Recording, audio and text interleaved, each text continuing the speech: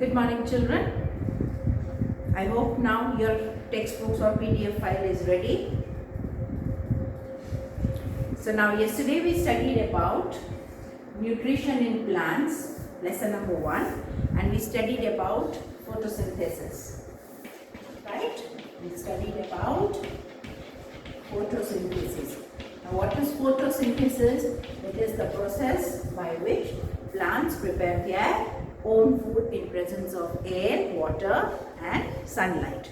Also we saw the different modes of nutrition in the plants. Okay, why this process is called photosynthesis? Because this process takes place in the presence of sunlight. So sun is the major source of energy, main source. Yesterday we saw that the sun is the main source of energy. Now next what we will continue today is that can you imagine the life on the earth in absence of photosynthesis? We know that with the help of photosynthesis plants prepare their own food, they are preparing the food, so the food we get and the human beings and the animals they take this food. But if photosynthesis does not take place, then what? Will the plants be able to make their food? No, right? They will not be able to make their food. In absence of photosynthesis, there wouldn't be any food. The survival of almost all the living organisms directly or indirectly depends on the food made by plants, right? The survival human beings and other animals are directly or indirectly dependent on plants for their food. Now if plants only don't make the food, what will happen to the humans and other animals? Besides oxygen, which is essential for survival to all the living things, is produced during photosynthesis. In the absence of photosynthesis, life would be impossible. In photosynthesis, also oxygen is released. Oxygen is released into the atmosphere. Why every time do we always tell other people that we have to grow more trees, there are importance of trees? Why trees and plants are important? Yes, they prepare the food that is there, but also they release the oxygen, and you know that oxygen is a life-giving gas. So it gives out oxygen during the process of photosynthesis and takes in carbon dioxide. Right? So the amount of carbon dioxide in the atmosphere is decreased and the amount of oxygen in the atmosphere is increased. Right? Okay. During photosynthesis, chlorophyll containing cells of leaves in the presence of sunlight use carbon dioxide and water to synthesize carbohydrates. So during this photosynthesis, what is happening? Carbohydrate is being synthesized. What is synthesized? Carbohydrate. Synthesized means made.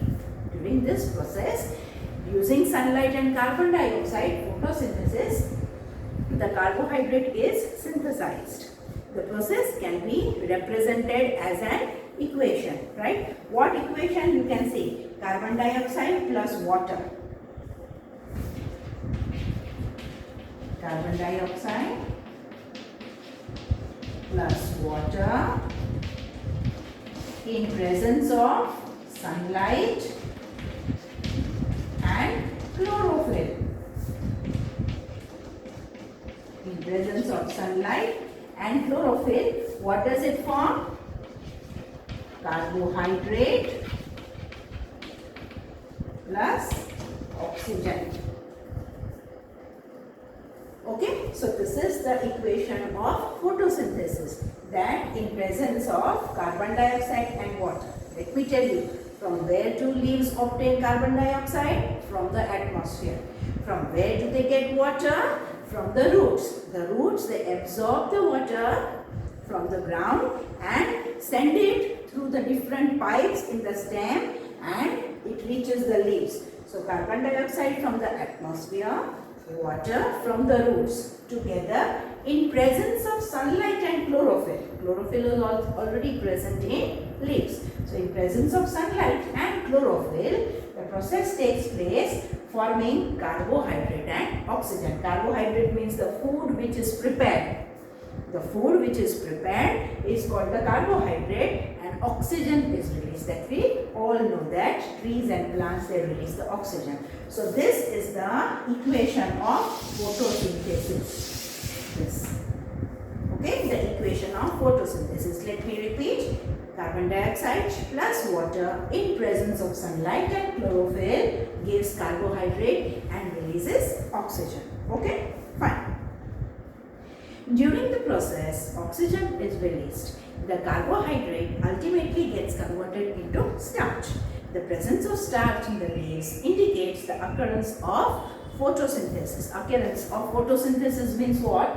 That when we find carbohydrate or starch in the leaf, it is a proof that that leaf has done the process of photosynthesis. The starch is also a carbohydrate. Fine. Okay. Now you can see activity 1.1. Let us see activity 1.1. In activity 1.1, what you have to see? You have to take 2 potted plants. What is the meaning of potted plants? Anybody? Potted plants. In our garden, what do we use? What do we do? We plant the saplings or in a small pot, right? So that type of plants you have to take.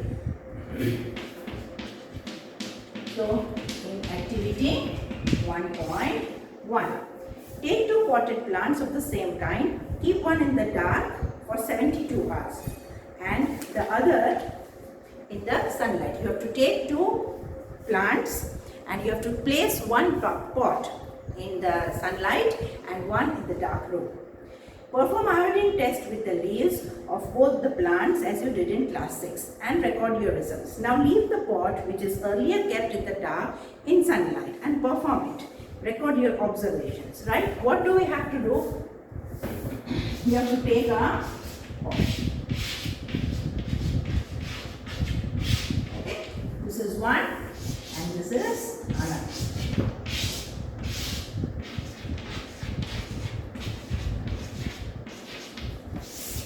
This you have to keep in the dark room and this you have to keep in sunlight. Okay.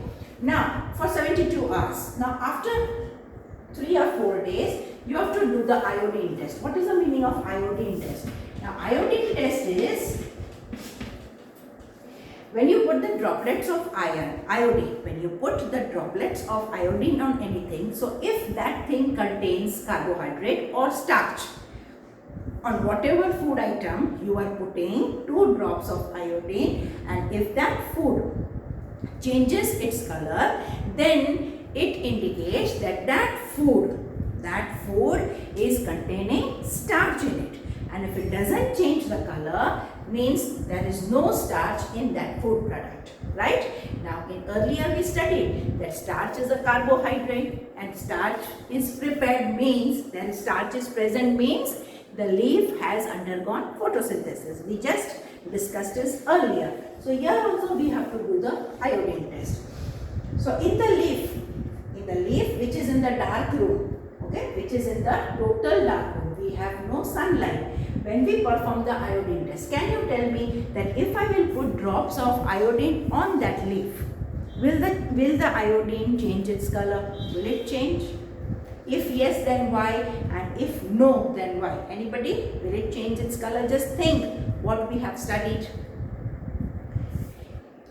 Yes, the leaf on which we have put iodine, right? The iodine will not change its color. Why? Because there is no starch in the leaf. There is no starch. And why there is no starch? Because it has not done photosynthesis. Why it has not done photosynthesis? Because it is kept in the dark room. There is no sunlight, and without sunlight you cannot perform photosynthesis. Understood till here? Okay. So what this activity is telling, that first you have to place that potted plant in the dark room and perform iodine test. Then what you have to do, take that potted plant outside and keep it in sunlight for 3-4 days again, and then do the iodine test. Now tell me children, what will happen? Yes, anybody? think what will happen? Yes, now if you do the iodine test on the leaf, it will change its color. Why? Because we have placed that pod outside. So it is getting sunlight, right? It is getting sunlight, and so it performs the photosynthesis. So starch and carbohydrate is produced, and so the iodine will change its color. Okay? So from this activity, what can be proved? That for photosynthesis to be performed, what is important or what is most important or necessary? It is the sunlight. Okay, let us do the reading. The leaves other than green also have chlorophyll. The large amount of red, brown and other pigment mass have green color. Photosynthesis takes place in these leaves also, right? There are other red color, pink color, violet color leaves also, but there also chlorophyll is present in a lesser or more extent. So there also the photosynthesis can occur.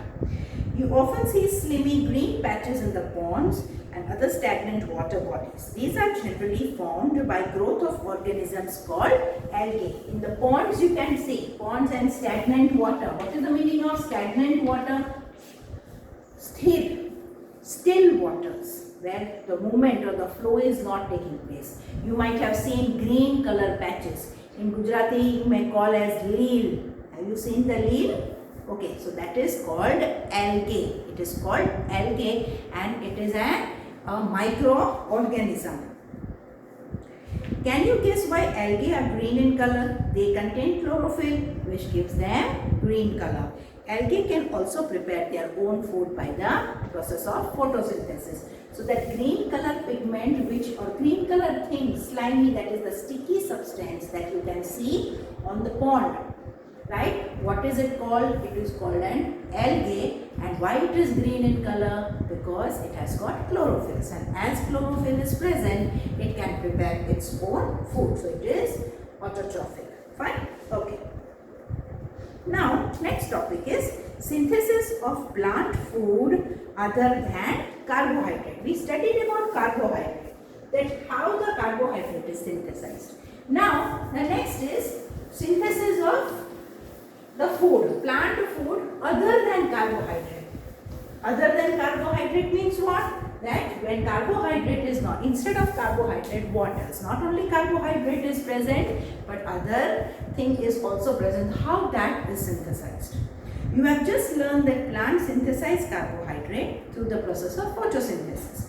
The carbohydrates are made up of carbon, hydrogen and oxygen. Carbohydrate